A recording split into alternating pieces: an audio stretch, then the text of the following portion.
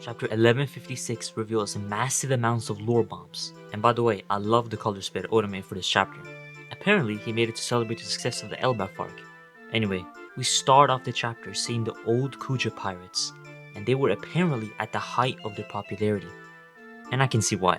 We get our first glimpse of young Gloriosa, who is Granny Neon, this lady who appeared in Amazon Lily. Furthermore, we see the Empress who ruled Amazon Lily before Boa Hancock, Tritoma.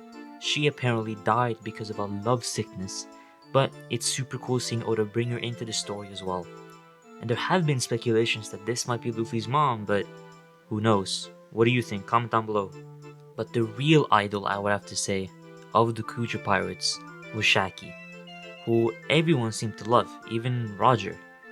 And we even see the Kuja pirates and Roger pirates fight.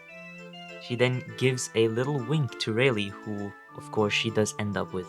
Furthermore, Garp appears and of course wants to fight Roger, and we get this awesome panel of both of them using what seems to be advanced Conqueror Saki, hitting each other. We know Gloriosa ends up leaving the Kuja pirates and Shaki then takes over, which by the way also gets mentioned in this chapter.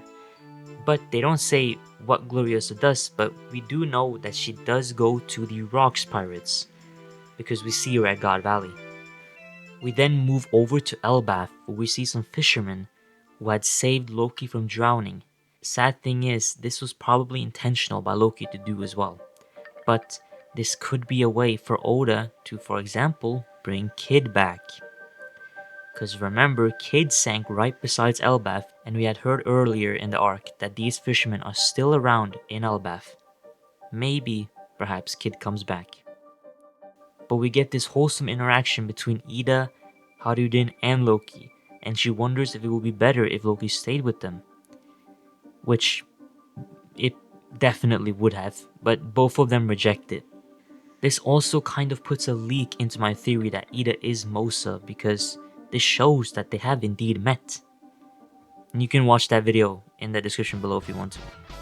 Moving over to Hachinosu, we see a shadowy person. He gets kicked and he shows himself to be Silver Axe, someone mentioned by Sengoku to have been quite fearsome and on the same level as Shiki.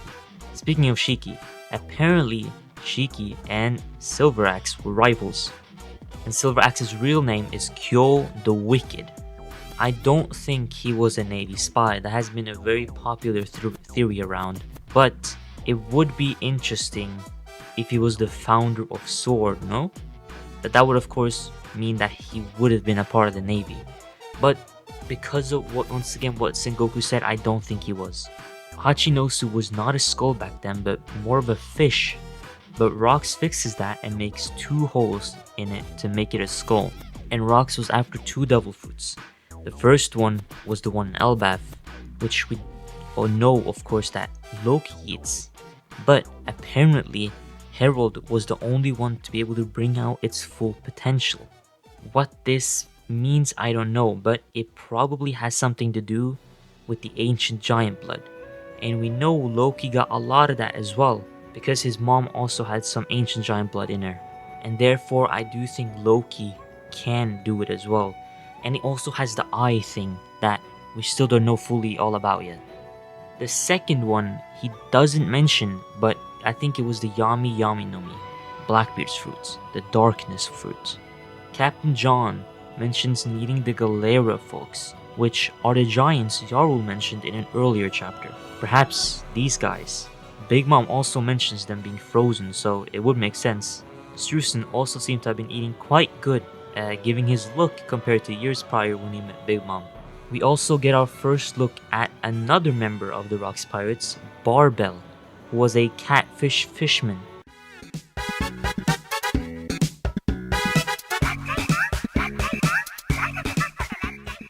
You can also see him during God Valley. Rox also says Herald is my good pal and how he would crush Kaido if he said anything about him.